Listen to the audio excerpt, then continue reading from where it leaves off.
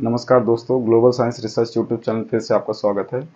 हमने class 10th का series start किया था जिसके अंदर हमने बात की थी लाइव प्रोसेस के हमने मोस्ट जो इम्पोर्टेंट वीडियो थे वो आपको प्रोवाइड करवा दिए। अब क्लास 10th का ही एक चैप्टर है हेरिडिटी।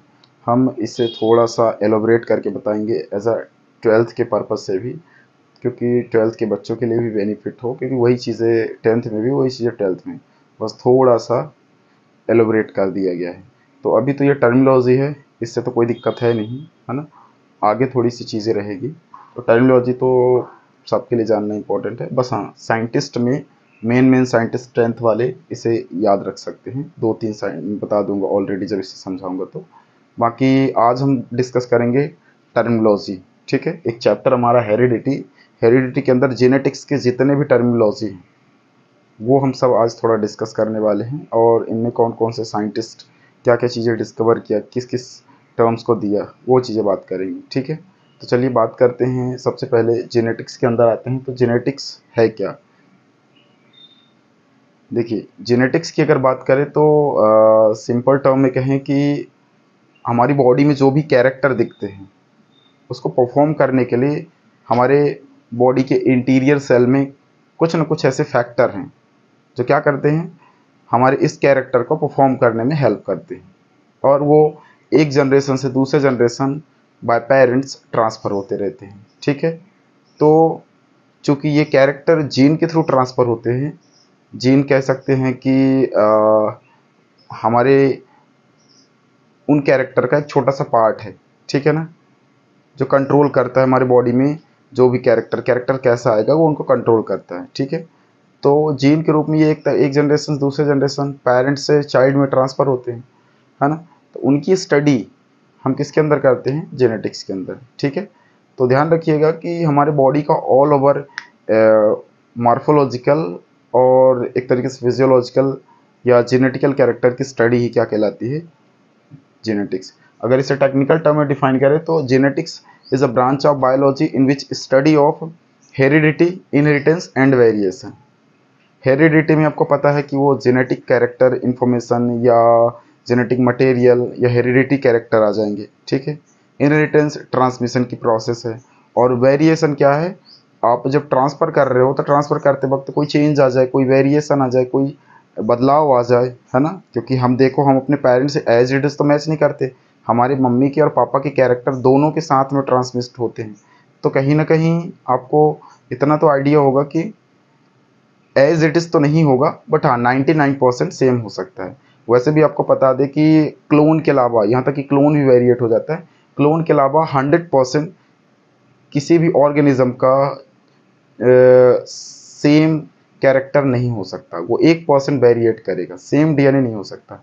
99% 99.99 कैरेक्टर मैच कर सकता है, लेकिन जो 0.1% है, 0.01%, वो कभी भी मैच नहीं करेगा, ठीक है। वो हमेशा वेरिएट ही करेगा। तो क्लोन को छोड़ के बाकी आप ट्विंस भी है ना, तो भी उस केसेस में ध्यान रखिएगा 1% कैरेक्टर नहीं मैच करेगा, ठीक है। तो ओबियसली है, थोड़ा बहुत तो डिफरेंट होंगे ही, क्लियर। तो हम उसको वेरिएशन के अंदर काउंट करते हैं। तो जेनेटिक्स क्या है? Branch of biology in which study of gene, DNA या इनहेरिटेंस, वेरिएशन की स्टडी करते हैं, उसको बोलते हैं क्या? जेनेटिक्स। अब आपसे क्वेश्चन निकल के आता है कि जेनेटिक्स के फादर कौन है? फादर मतलब ओरिजिनेटर, इन्होंने काम किसने सबसे ज़्यादा किया? तो आपको पता है कि ये क्या बोलते हैं, ऑस्ट्रिया के एक साइंटिस्ट हैं। अगर हम इनकी बात करिए, कहाँ के हैं? ऑस्ट्रिया के। मैं यहाँ लिख देता हूँ, बाकी वैसे ये इतना इम्पोर्टेंट नहीं है ना। ऑस्ट्रेलिया अलग है, ये ऑस्ट्रिया है।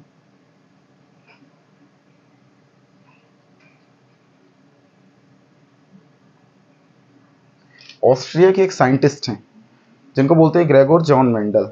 इन्होंने ही पहली बार फर्स्ट टाइम जेनेटिक में डीप स्टडी की, और जिसकी वजह से इनको फादर ऑफ जेनेटिक्स कहा जाता है। आपको ऑब्वियसली पता होगा कि साइंटिस्टों को बहुत कम ही ऐसे खुशनसीब साइंटिस्ट होते हैं जो कहीं ना कहीं उनको जिंदा रहते उनको कोई ना कोई क्रेडिट मिल जाए। बहुत कम ही होता है, क्योंकि मरने के बाद ही उनको क्रेडिट मिलता है। उसका रीज़न ये है कि जो रिसर्च होती हैं जब तक वो जिंदा रहते तब तक रिसर्च चल रही होती है, मरने के बाद उनके रिसर्च पे लोग स्टडी करते हैं। तो कहीं ना कहीं बाद में पता चलता है कि इन्होंने बहुत बड़ा काम किया और इनको ये क्रेडिट मिलनी चाहिए। यही यही जो खेल है, यही जो काम है, ये मेंडल के साथ हो गया, क्योंकि मेंडल और डार्विन साथ साथ काम कर रहे थे। तो चूंकि उस समय क्रेडिबिलिटी जो ज़्यादा मिल रही थी वो डार्विन को मिल रही थी, क्योंकि डार्विन ह्यूमन इवोल्यूशन यानी इंसान कैसे डेवलप हुआ बंदर से, इस पर एक्सपेरिमेंट कर रहे थे। तो सबसे ज़्यादा लोगों की क्यूरियोसिटी उस पर थी, इसी वजह से इनको बहुत ज़्यादा क्रेडिट नहीं मिला, है ना। ये जेनेटिक्स पे वर्क कर रहे थे, जबकि डार्विन से 100 ईयर्स आगे का काम कर रहे थे, 1000 ईयर आगे का काम कर रहे थे, बहुत मतलब आगे का काम कर रहे थे, बहुत बढ़ के काम। लेकिन उस समय इसको किसी को समझ पाना मुश्किल था जो ये चीज़ें बताना चाह रहे थे, ठीक है। अब आज हम चीज़ें ये समझ पा रहे हैं कि कैसे जेनेटिक्स वर्क करता है, उसकी वजह से हम क्या क्या चेंजेस बदलाव कर सकते हैं, ठीक है ना, कैसे ये रोल प्ले करता है। तो ध्यान रखिएगा, फादर ऑफ जेनेटिक्स में कौन आएंगे, ग्रेगर जॉन मेंडल। अगर मॉडर्न जेनेटिक्स में बात करें तो देखिए ग्रेगर जॉन मेंडल का ही नाम आएगा अगर गूगल आप करोगे। लेकिन ध्यान रखिएगा, अगर जेनेटिक टर्म्स की डिस्कवरी के मामले में अगर पूछ दिया जाए तो विलियम बेटसन को बोला जाता है मॉडर्न में, क्योंकि उन्होंने जेनेटिक टर्म दिया था। तो दोनों केसेस में ध्यान रखिएगा, दोनों आप लिख सकते हो हालांकि, ठीक है ना। तो ये बात ध्यान रखिएगा। उसके बाद आता है डिस्कवर ऑफ जीन। जीन किसने डिस्कवर की, ठीक है। अब टाइम मेरा भी आप ध्यान रख सकते हो ना, जैसे इनका डेट ऑफ बर्थ 1822 से 1844 के आसपास है, सॉरी 1884 है। और बात रही जहाँ ये क्या बोलते हैं जीन टर्म की तो 1909 में डिस्कवर हुआ था, बेलहेल्म जॉनसन ने डिस्कवर किया था। फिर आता है डिस्कवर ऑफ जेनेटिक टर्म, तो वही विलियम बेटसन का नाम आता है, 1906 में इन्होंने डिस्कवर किया था। देन उसके बाद आता है डिस्कवर ऑफ जेनेटिक मटेरियल। पहली बार जेनेटिक मटेरियल डिस्कवर किया था वो फ्रेडरिक मिस्चर थे 1860 के आसपास, जिसमें उन्होंने उसे न्यूक्लिन नाम दिया, क्योंकि वो न्यूक्लियस के अंदर पाया गया था और उसमें न्यूक्लिक एसिड प्रेजेंट था, इसलिए उसका नाम क्या दिया था, न्यूक्लिन दिया था। वो बाद में आगे चल के फिर डिस्कवर हुआ। तो डीएनए का जो एग्जैक्ट फॉर्म है, ये कह लो कि प्राइमरी फॉर्म इन्होंने डिस्कवर किया था, ठीक है, जेनेटिक मटेरियल डीएनए। उसके बाद नेक्स्ट निकल के आता है discover of chemical composition of DNA. DNA का केमिकल कंपोजिशन की, उसमें एडेनिन, गुआनिन, थायमिन किस तरीके से जुड़े हैं, कैसे कैसे बॉन्ड पेयरिंग की है, तो उसको किसने डिस्कवर किया, तो इरविन चारगाफ। इसे चारगाफ रूल के नाम से भी जानते हैं, इनके जो रूल वगैरह इन्होंने दिए थे। इसको 1940 में से क्या किया था, डिस्कवर किया गया था। देन उसके बाद नाम निकल के आता है डिस्कवर ऑफ एक्सरे डिफ्रैक्शन। पहली बार डीएनए को एक्सरे में किसने देखा, पहले केमिकल कंपोजिशन में किसने देखा, फिर एक्सरे में डीएनए को किसने देखा। तो वो एक्सरे की रेज डाली और दिखा कैसे, तो वो हल्का सा ब्लैक कलर की वहाँ रेज वगैरह बन गई, तो वो इसमें उन्होंने ऑब्जर्व कर लिया था, ठीक है। तो एक्सरे डिफ्रैक्शन में जैसे आपने देखा होगा ना, अपनी हड्डियों का बोन्स वगैरह का एक्सरे करवाते हो तो कैसे उसमें लकीरें बन जाती, ऐसे इसमें डीएनए की लाइनें बन गई, ठीक है ना, हेलिकल फॉर्म में। तो इन्होंने पहली बार एक्सरे डिफ्रैक्शन किसने किया था, मॉरिस बिल्किन एंड रोजालिन फ्रैंकलिन, है ना। ये टाइम एरा की अगर बात करें तो 1952 से 53 के आसपास इन्होंने स्टडी की थी। उसके बाद discover of double helix model of DNA की अगर बात करें तो उनमें नाम किसका निकल के आता है, James Watson and Francis Crick का नाम निकल के आता है 1952 में। ये इंपॉर्टेंट है, ध्यान रख लीजिएगा डीएनए के केस में। एक ये 10th वाले ये ध्यान रख सकते हैं, जेनेटिक मटेरियल और जेनेटिक टर्म किसने दिया था, ठीक है, ये ध्यान रख सकते हैं। और जीन, है ना, ये मोस्ट ध्यान रख लीजिएगा। बाकी चीज़ें नहीं भी ध्यान रहे तो कोई बहुत बड़ी बात नहीं है, ठीक है। उसके बाद अगर आपसे पूछ दे डीएनए का कंपोजिशन किसने स्टडी किया था, तो वो James Watson and Francis Crick ही थे। याद रखिएगा, मॉडल की बात करें डबल हेलिक्स का मतलब उसका 3D फॉर्म किसने पहली बार ऑब्जर्व किया था। ये 12th में डिटेल में है, ये अभी केवल हमने साइंटिस्ट की बात की है, तो ये आप ध्यान रख सकते हैं। बाकी 2-3 साइंटिस्ट तो मेन ध्यान ही रखिएगा, ठीक है। आई होप ये इंट्रो आपको, इसका ब्रीफ इंट्रो समझ में आ गया होगा जेनेटिक का। अब हम चलते हैं टर्मिनोलॉजी, क्योंकि जब हम जेनेटिक्स में लॉज की बात करेंगे ना, तो लॉज में बहुत सारे टर्मिनोलॉजी आएंगे, तो उन टर्मिनोलॉजी को जब तक हम समझेंगे नहीं तो हमको पता नहीं चलेगा कि इसमें ये टर्मिनोलॉजी का मतलब क्या है। क्योंकि उन्होंने, चूँकि मेंडल जो थे तो वो साइंटिस्ट थे, तो वो साइंटिफिकली टेक्निकल टर्म्स यूज़ किया था उन्होंने, बायोलॉजिकल टर्म। तो बायोलॉजिकल टर्म आपको कैसे समझ में आएगा जब तक आपको टर्मिनोलॉजी नहीं पता होगा। तो सबसे पहले टर्मिनोलॉजी की बात करते हैं, ठीक है। टर्मिनोलॉजी में सबसे पहले आता है जीन। तो आपको अगर हम बेसिक फॉर्मेट की बात करें, थोड़ा सा हम समझाने के अगर यहाँ पे बात कर लें, देखिए सपोज दैट, मान लीजिए ये एक सेल है, ठीक है। इस सेल में आपको पता है न्यूक्लियस है, ये सेल है, सेल के अंदर क्या है, न्यूक्लियस है, ठीक है। इस न्यूक्लियस में आपको पता है कि ऐसे कॉम्प्लेक्स फॉर्म में क्या प्रेजेंट है, क्रोमोसोम। क्या प्रेजेंट है, क्रोमोसोम, ठीक है, क्रोमोसोम। इस क्रोमोसोम के अंदर क्या प्रेजेंट है, तो क्रोमोसोम के अंदर क्या है, डीएनए है। इस तरीके से, इस तरीके से क्या प्रेजेंट है, डीएनए, ठीक है। ये हेलिक्स फेलिक्स फॉर्म में क्या प्रेजेंट है, डीएनए। और डीएनए के अंदर क्या प्रेजेंट है, डीएनए के अंदर प्रेजेंट है ये छोटे छोटे जीन। ये छोटे छोटे क्या प्रेजेंट है, जीन। तो group of DNA, group of gene क्या बनाएगा, डीएनए। और ग्रुप ऑफ डीएनए क्या बनाएगा, क्रोमोसोम। अच्छा, क्रोमोसोम को भी हम, अगर ये कॉम्प्लेक्स फॉर्म में होता तो इसे क्रोमैटिन बोलते हैं। क्या बोलते हैं, क्रोमैटिन बोलते हैं इसे, क्रोमैटिन। तो फिर क्रोमोसोम कैसे दिखता है, तो क्रोमोसोम कुछ ऐसे दिखेगा, ठीक है।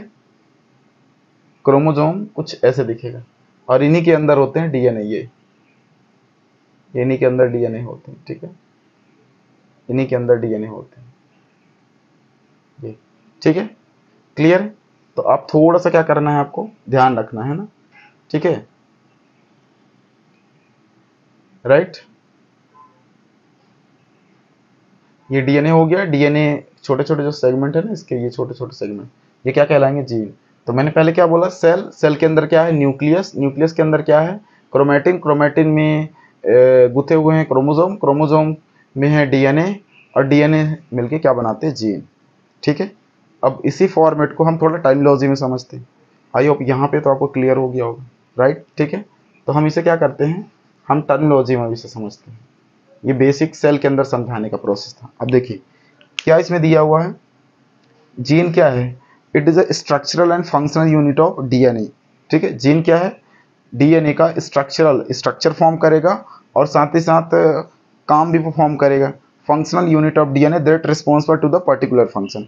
आपको पता है कि हमारी बॉडी में लगभग अप्रॉक्सीमेट 5 ट्रिलियन या 5 अरब के आसपास सेल हैं, उनमें से 40,000 जीन है। देखिए अब यहाँ पे थोड़ा डाउट क्रिएट नहीं हो रहा है कि सेल 5 अरब हैं और जीन 40,000। तो देखिए हर एक सेल में लगभग 1000 के आसपास जीन होंगे, नो डाउट। इस हिसाब से तो वो 50 ट्रिलियन हो जाना चाहिए, है ना। पर 50,000 ट्रिलियन हो जाना चाहिए जीन, लेकिन नहीं, उसमें कुछ जीन ऐसे हैं जो सिमिलर टाइप के वर्क करते हैं, तो हमने उनको कॉमन रख दिया। और इस तरीके से हमारे बॉडी में वेरिएट जीन की अगर बात करें तो टोटल 40,000 है।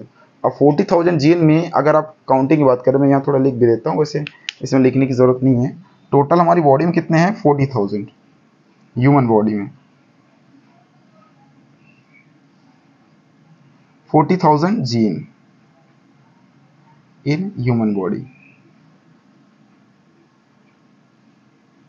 ह्यूमन बॉडी, ठीक है। ये ध्यान रखिएगा, लगभग अप्रॉक्स है 33 से 40,000 होता है, राइट। अब ये 40,000 जीन क्या है, वेरिएटेड जीन है, मतलब कि डिफरेंट डिफरेंट टाइप के हैं, इनमें कोई सिमिलरिटी नहीं है, राइट। तो ध्यान रखिएगा, लगभग अब सोचिए हमारी बॉडी में अगर एक जीन भी एक काम करता है, तो लगभग हमारी बॉडी में day to day 40,000 work perform हो रहे हैं, है ना। जैसे मैं अगर देख पा रहा हूँ तो उसके लिए एक जीन रिस्पॉन्सिबल है, मैं लिख पा रहा हूँ तो उसके लिए एक जीन रिस्पॉन्सिबल है ना। इस तरीके से हमारी बॉडी में जितने कैरेक्टर हैं उतने जीन रिस्पॉन्सिबल है, ठीक है ना, क्लियर है। तो ये बात आप ध्यान रखिएगा, राइट। क्या बोल रहा है, it is a structure and functional unit of DNA that responsible to the particular function is called gene. एक काम के लिए जिम्मेदार है, एक काम एक जीन, दूसरा काम दूसरा जीन। इस तरीके से हमारी बॉडी में बहुत सारे फंक्शन हो रहे हैं और बहुत सारे जीन रिस्पॉन्सिबल है, ठीक है। देन नेक्स्ट आता है डीएनए। डीएनए क्या है, it is a group of gene. Gene का ग्रुप क्या कहलाता है, अभी हमने यही बताया, जीन का ग्रुप क्या कहलाता है, डीएनए, ठीक है। तो it is a group of gene and functional unit of DNA. 1 minute, it is a group of gene and functional, it is a functional unit of chromosome कह सकते हो, ठीक है ना। यहाँ functional unit of, functional unit of chromosome होगा, gene नहीं होगा, क्योंकि फंक्शनल यूनिट ऑफ क्रोमोसोम, ठीक है, functional unit of chromosome.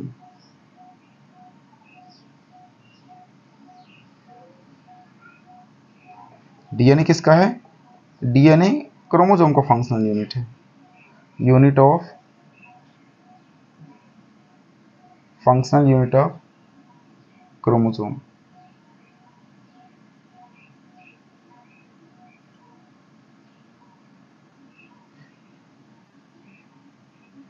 that inherited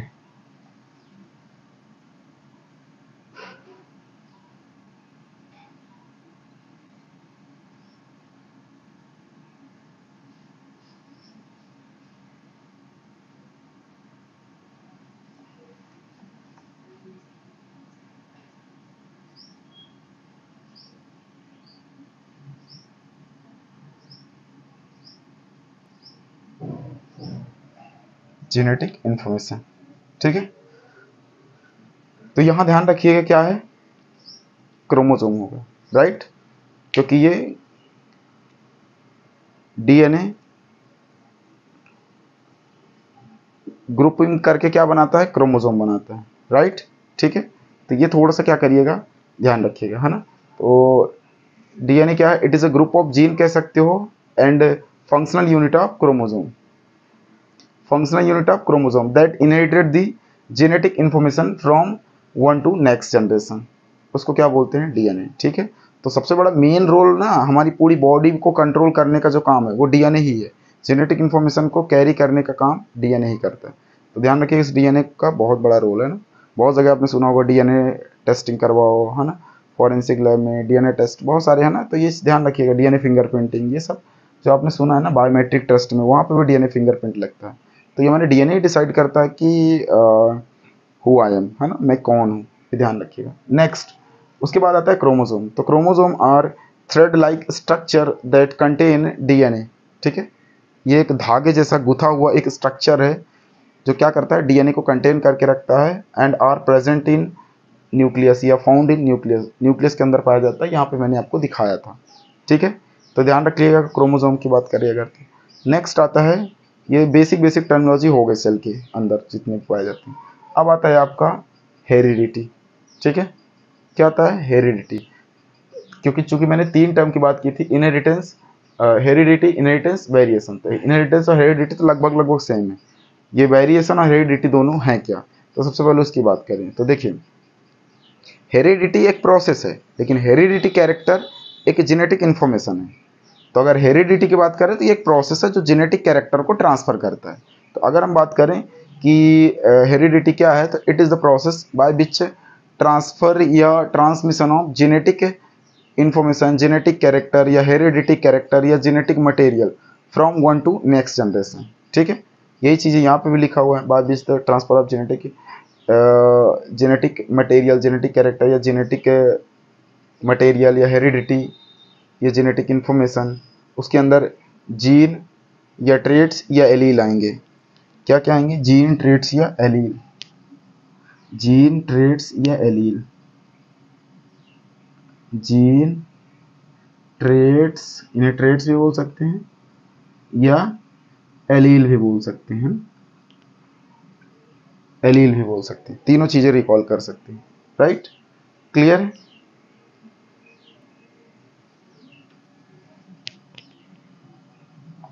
बहुत ज्यादा है,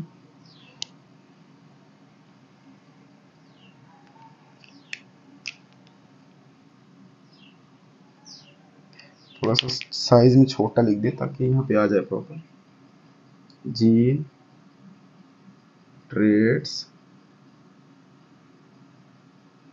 और एलील। ठीक है, ये हुआ प्रॉपर।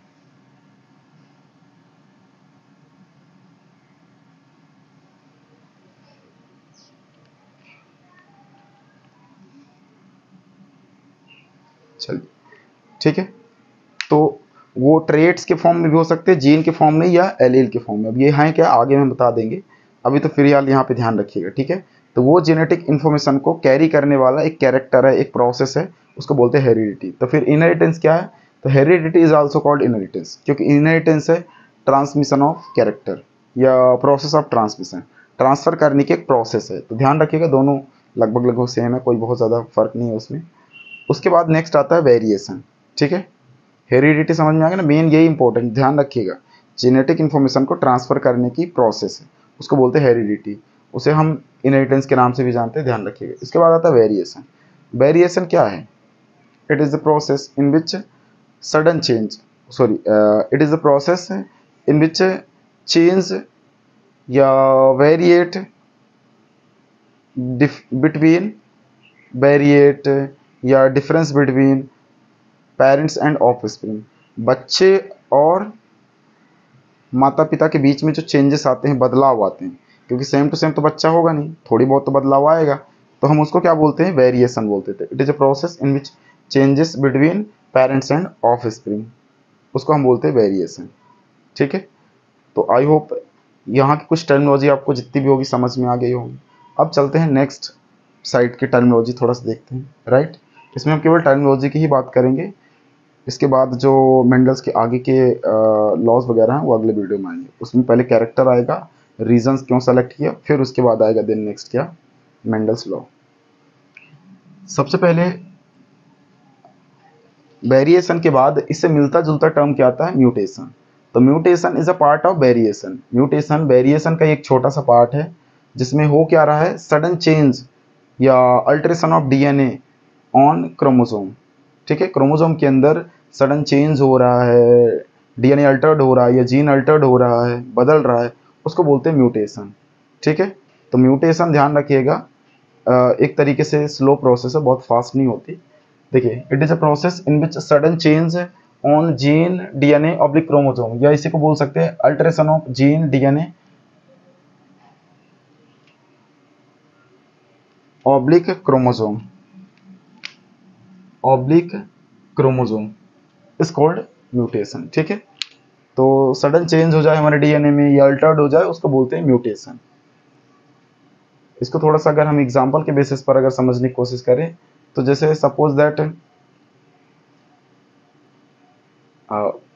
आपके कैरेक्टर में बदलाव ही कह सकते हैं, है ना, क्योंकि ये वेरिएशन के लगभग लगभग सेम ही होता है। ठीक है, आपके कैरेक्टर में किसी भी तरीके का चेंजेस, है ना, जैसे आपके पेरेंट्स में हाइट लगभग मान लो 5 फीट थी, आप में हाइट कितनी आ गई? आपकी मम्मी की मान लो 5 फीट है, पापा की 6 फीट है, और आपकी हाइट क्या आ गई? बीच की आ गई, 5.5 मान लो आ गई। तो ना तो मम्मी की हाइट क्या है, ना तो पापा की हाइट क्या है। इसका मतलब क्या है? एक तरीके से बदलाव आया, चेंजेस आया, किसी के भी कैरेक्टर को फॉलो नहीं कर रहा। ठीक है, तो लगभग आप समझ सकते हो। उसके अलावा और बहुत सारे एग्जाम्पल है, बट यहाँ पे एग्जैक्ट देना मुश्किल है, कोई ना कोई जब हम लॉज वगैरह पढ़े तो फिर वहाँ पे बताएं। ठीक है, देन नेक्स्ट इसके बाद आता है एलील। तो एलील क्या है? एलील जीन और आपके फैक्टर, ये लगभग लगभग थोड़ा सिमिलर टर्म है, इनमें बहुत ज़्यादा चेंज नहीं है, या उसे हम ट्रेड्स भी बोल सकते हैं। देखिए, एलील क्या है? एक तरीके से फॉर्म ऑफ जीन। अब इसके दो फेज होते हैं, एक डोमिनेंट एलील, एक रिसेसिव एलील, और दोनों ही प्रेजेंट होते हैं जीन में, तो इसीलिए बोला गया कि फॉर्म ऑफ जीन है।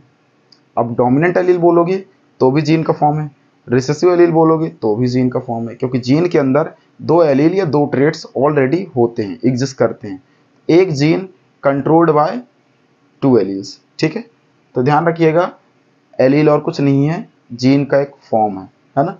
तो they are slightly different form of same gene, different form of the same gene that code for a pair of contrasting, या कह सकते हो डिफरेंट कैरेक्टर, कंट्रास्टिंग या डिफरेंट ट्रेड्स कह लो, कैरेक्टर नहीं कह सकते, डिफरेंट ट्रेड्स,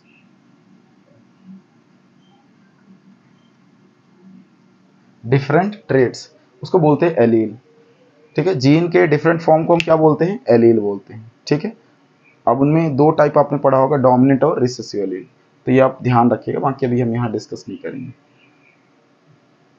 नेक्स्ट, जैसे हम एग्जांपल यहाँ लिख के बता सकते हैं, जैसे एलील कैसे हम जीन की, जैसे मान लीजिए यहाँ पे सिंगल जीन है, ठीक है ना, एग्जांपल के लिए मान लो यहाँ कोई सिंगल जीन है, ठीक है ना, एक सिंगल जीन है, इस सिंगल जीन को क्या कर रहे हैं?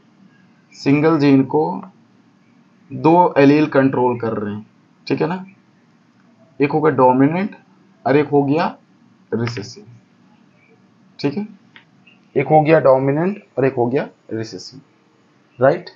सिंगल जीन है, उन दोनों को कौन कंट्रोल कर रहा है, उन दोनों को, सिंगल जीन है, उन दोनों को सिंगल जीन जो है दो एलील को कंट्रोल कर रहा है। सिंगल जीन है या सिंगल कैरेक्टर है, दो एलील को कंट्रोल कर रहा है, एक डोमिनेंट और एक रिसेसिव, ठीक है। उसके बाद आते हैं ट्रेड्स।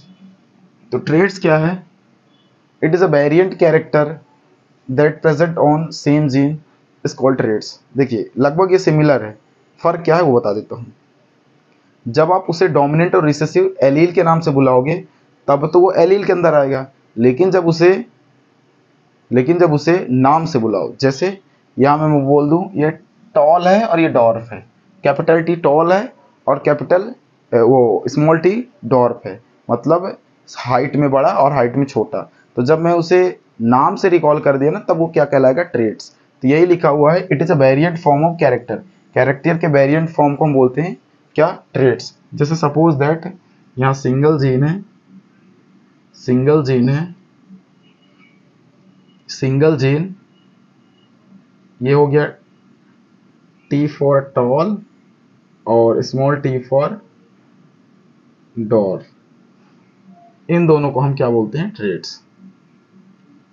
क्लियर,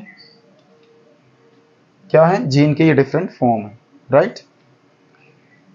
उसके बाद नेक्स्ट डोमिनेंट।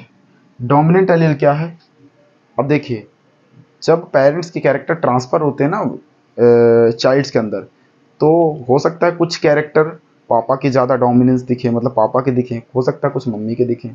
तो ध्यान रखिएगा, आप अगर पापा के केस में बात कर रहे हो तो पापा के ज़्यादा कैरेक्टर, ओबियसली लड़का है तो ज़्यादा कैरेक्टर आएगा, लड़की है तो मम्मी के ज़्यादा कैरेक्टर आते हैं, ये नेचुरल है, ठीक है। तो ध्यान रखिएगा कि अगर पापा के कैरेक्टर डोमिनेंस हो रहे हैं लड़के के अंदर, तो इसका मतलब क्या है, वो पापा की ज़्यादा उसमें जेनेटिक इन्फॉर्मेशन मिलेंगे, जेनेटिक फीचर मिलेंगे, है ना। तो हम उसको एक तरीके से क्या बोलते हैं, डोमिनेंट, मतलब एक तरीके से फिजिकली उसमें पापा जी के ज़्यादातर फीचर दिखेंगे या कैरेक्टर दिखेंगे। तो ये क्या बोल रहा है, इट इज़ अ फिनोटाइपिकली या एक तरीके से physical appearance, phenotypically it is a phenotypically expressive character in F1, ठीक है। जब आप क्रॉस करवाते हो तो पेरेंट्स की फर्स्ट जो चाइल्ड आती है, पहली जनरेशन वाली चाइल्ड, उसमें फिजिकली कैरेक्टर उनके एक्सप्रेस होंगे, उसको बोलते हैं डोमिनेंट। यहाँ आगे कैरेक्टर, एलील या ट्रेट्स भी आप लगा सकते हो, इसलिए हमने आगे कुछ नहीं लिखा है, आप जो चाहो लगा लो, हमने केवल डोमिनेंट समझा है कि F1 जनरेशन में जो एक्सप्रेस होगा कैसा, फिनोटाइपिकली मतलब फिजिकली, तो हम उसको बोलते हैं क्या, उसको बोलते हैं डोमिनेंट। अब यही बात आ जाओ रिसेसिव में। अच्छा, इसके एग्जाम्पल की बात करें तो, जैसे एग्जाम्पल की बात करें तो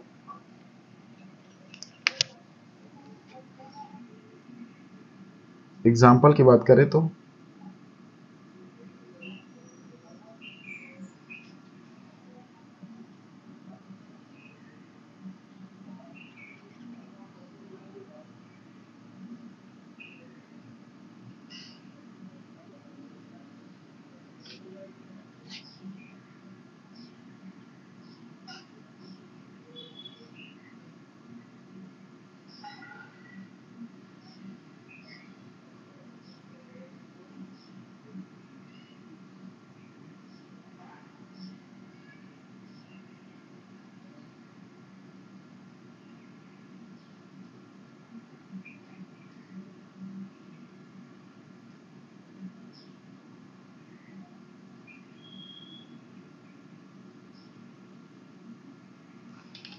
एग्जाम्पल की अगर बात करें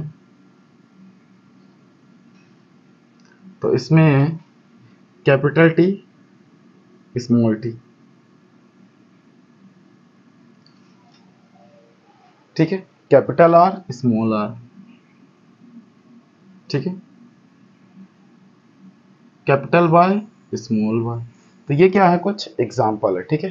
देन उसके बाद रिसेसिव के आते हैं, ठीक है। तो यहाँ डोमिनेंट कौन है, यहाँ ये डोमिनेंट है, यहाँ ये क्या है, डोमिनेंट है, ये क्या है, डोमिनेंट है। और वहीं यहाँ पर रिसेसिव की बात करें तो रिसेसिव में इट इज अ फिनोटाइपिकली सप्रेसिव, है ना, फिनोटाइपिकली F1 में क्या होगा, suppressive, but genotypically express character in F2। F2 में ये एक्सप्रेसिव दिखेंगे। जैसे सपोज दैट, दो तरीके से मैं समझा देता हूँ, ठीक है।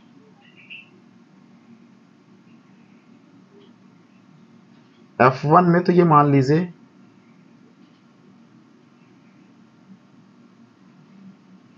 एग्जाम्पल, F1 में तो मान लीजिए ये क्या है,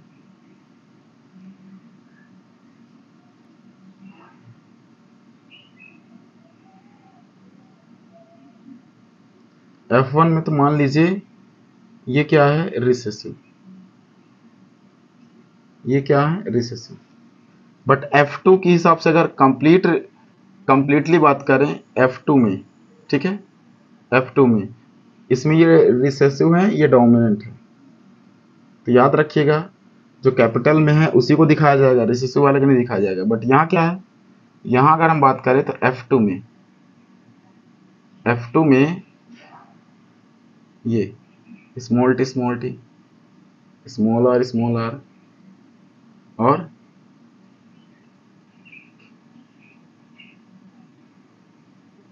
और स्मॉल वाई, ठीक है। ये कंप्लीट रिसेसिव वाला जो डोमिनेंट है उसकी बात चल रही है। बाकी वैसे तो मैंने आपको समझा दिया कि ये क्या है, ये दिख रहे हैं F1 में जो है सप्रेस है बेचारे, बट यहाँ एक्सप्रेस हो रहे हैं, ठीक है। तो ध्यान रखिएगा थोड़ा सा। देन उसके बाद नेक्स्ट आता है आपका क्या, होमोजाइगस। होमोजाइगस क्या है, an organism having similar character, जिसके बीच में भी आप क्रॉस करवा रहे हो तो वो अगर सिमिलर कैरेक्टर रख रहा है तो उसे बोलते हैं होमोजाइगस। फॉर एग्जाम्पल, ठीक है, फॉर एग्जाम्पल में मैंने कैरेक्टर क्या लिया, मैंने कैरेक्टर लिया हाइट। हाइट में अगर बात करेंगे तो टॉल ये होमोजाइगस है, डॉर्फ ये होमोजाइगस है। फिर उसके बाद कैपिटल आर ये होमोजाइगस है, स्मॉल आर ये होमोजाइगस है। फिर उसके बाद अगर बात करेंगे तो कैपिटल वाई ये होमोजाइगस है, स्मॉल वाई ये होमोजाइगस है, ठीक है। देन उसके बाद हेट्रोजाइगस की अगर बात करें, ठीक है, ये तो हाइट हो गया, ये शेप और ये कलर, शेप और कलर, ठीक है, क्लियर है। अब यहाँ पे अगर बात करें हेट्रोजाइगस क्या है, an organism having dissimilar character या ऑब्लिक एलील ऑफ फैक्टर या जीन। देखो मेंडल ने कभी भी जीन इस्तेमाल नहीं किया था, जीन बाद में टर्म उसे दिया गया, ये उसे फैक्टर ही उन्होंने बोला और उसका मतलब भी जीन ही होता था, क्योंकि उनको पता ही नहीं था, जीन डिस्कवर हुआ नहीं था। मेंडल देखो कब 1884 में मर गए, जबकि जीन 1906 के आसपास या 1909 के आसपास डिस्कवर हुआ, ठीक है। तो कहीं ना कहीं उस समय मेंडल थे ही नहीं। तो कहीं ना कहीं मेंडल ने जब डिस्कवर किया कि डोमिनेंट कुछ ना कुछ हो रहा है अगली जनरेशन में, तो उसको नाम दे दिया कि ये एज एक फैक्टर हो सकता है, राइट। तो ये बात ध्यान रखिएगा। उसके बाद आता है हेट्रोजाइगस। तो हेट्रोजाइगस में क्या है, heterozygous an organism having dissimilar character, है ना। तो डिसिमिलर में क्या है, डिसिमिलर हो सकता है, जैसे मान लो सपोज दैट ले लिया आपने, क्या ले लिया, capital T, capital R, capital Y, ये क्या है, ये डिसिमिलर कैरेक्टर है, हेट्रोजाइगस, ठीक है। तो ये आपको क्या करना है, ध्यान रखना है। देन उसके बाद आता है फिनोटाइप। फिनोटाइप में ये लगभग डोमिनेंस और रिसेसिव की तरह। देखिए अगर आपके कैरेक्टर पे फिजिकली डोमिनेंसी दिख रही है तो उसको बोलते हैं phenotype. It is a external या मॉर्फोलॉजिकल अपीयरेंस या presence of an organism for a particular. किसी एक कैरेक्टर के लिए अगर उसे F1 में क्या दिख रहा हो, डोमिनेंसी दिख रही हो, तो वो एक तरीके से क्या है, फिनोटाइप के लिए कैरेक्टर है, ठीक है। कैसा डोमिनेंसी, मॉर्फोलॉजिकल, तो उसको बोलते हैं फिनोटाइप। और अगर जीनोटाइप की बात करें तो जीनोटाइप में it is a genetical constitution या genetic makeup of an organism for a particular character और ग्रुप ऑफ कैरेक्टर, तो हम उसको बोलते हैं जीनोटाइप। जिसमें जेनेटिक मेकअप हो या जीनोटाइप के लिए, देखो कैरेक्टर दो तरीके से होते हैं, एक जो हमें बाहर से दिख रहा है ना। अब ऐसा नहीं है कि केवल पापा के कैरेक्टर हमारी बॉडी में दिख रहे हैं तो मम्मी के नहीं है, मम्मी के हैं बट वो एक्सप्रेस नहीं हुए, तो इसका मतलब वो जीनोटाइप के लिए तो प्रेजेंट है, फिनोटाइप के लिए बस एब्सेंट है ना। फिनोटाइप के लिए मान लो पापा बस के दिख रहे हैं, तो ये थोड़ा सा ध्यान रखिएगा, है ना। क्लियर है। तो जीनोटाइप के लिए क्या हो, एक्सप्रेस हो, सॉरी फिनोटाइप के लिए एक्सप्रेस हो बट जीनोटाइप के लिए सप्रेस हो सकते हैं। तो ये थोड़ा सा दो टर्म ध्यान रखिएगा। उसके बाद आता है नेक्स्ट मोनोहाइब्रिड क्रॉस। इनमें एग्जाम्पल तो आप वहाँ देख सकते हैं जब हम आपको क्या करवाएंगे, क्रॉस वगैरह करवाएंगे, यहाँ क्रॉस करवाएंगे तभी पता चलेगा, अदरवाइज नहीं पता चलेगा। उसके बाद आता है मोनोहाइब्रिड क्रॉस। तो मोनोहाइब्रिड क्रॉस की बात करते हैं तो the cross between single character या सिंगल पेरेंट्स। अब सिंगल पेरेंट हमने बोला तो इसका मतलब ये नहीं कि केवल पापा पापा में या मम्मी मम्मी में, उसमें मदर फादर दोनों हो सकते हैं, या उसमें जो आप जीन ले रहे हो उसके दोनों एलील होने चाहिए, ठीक है। तो ध्यान रखिएगा, सिंगल कैरेक्टर या single gene, single gene single character या सिंगल एलील के बीच में क्रॉस करवाएंगे तो उसको बोलते हैं मोनोहाइब्रिड। मोनो का मतलब ये होता है सिंगल। अब इसका एग्जांपल थोड़ा हम देख लेते हैं, ठीक है।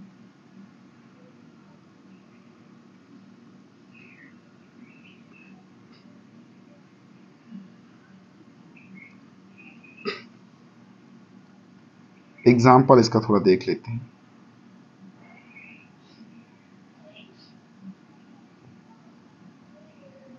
अगर हम एग्जाम्पल की बात करें तो इसमें मोनोहाइब्रिड में जैसे हमने हाइट लिया,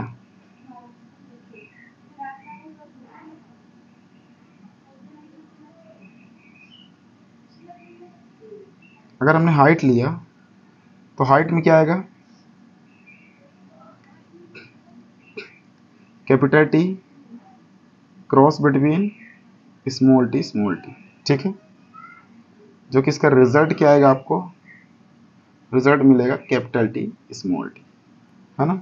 दो होमोजाइगस ट्रेड्स के बीच में क्रॉस करवाएंगे तो क्या मिलेगा हमको, हेट्रोजाइगस, 100% हेट्रोजाइगस इन F1, ठीक है ना। उसके बाद आता है डाई हाइब्रिड। तो डाई हाइब्रिड की अगर बात करेंगे, the cross between homozygous dominant and homozygous recessive allele, homozygous dominant and homozygous recessive allele के बीच में क्रॉस करवाते हैं। इसमें क्या है, the cross between homozygous dominant and homozygous recessive allele of single character. But यहाँ क्या है, the cross between homozygous dominant and homozygous recessive allele of two character, यहाँ पर दो कैरेक्टर लिए जाएंगे, उसको हम बोलते हैं डाई हाइब्रिड। अब जैसे कैसे, डाई के बाद आप ट्राई टेट्रा पॉली भी इस्तेमाल कर सकते हैं, बट मैं केवल दो ही तक बताऊं क्योंकि मेंडल ने 7 कैरेक्टर लिए थे, ध्यान रखिएगा। बट आपके यहाँ 2 कैरेक्टर तक ही हम पढ़ते हैं, क्योंकि 7 कैरेक्टर निकालना, कैलकुलेशन करना बहुत हो जाएगा। आपकी मैथ भी मुझे नहीं लगता इतनी स्ट्रांग होगी कि आप निकाल पाओ, ठीक है।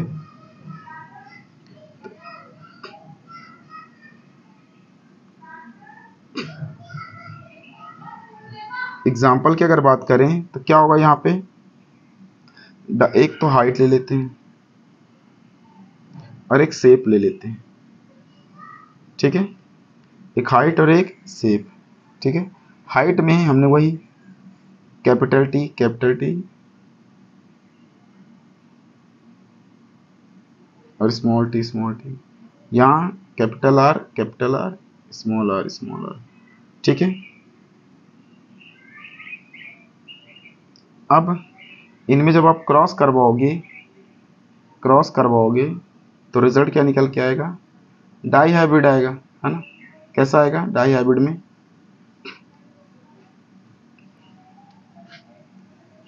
कैपिटल टी, या आप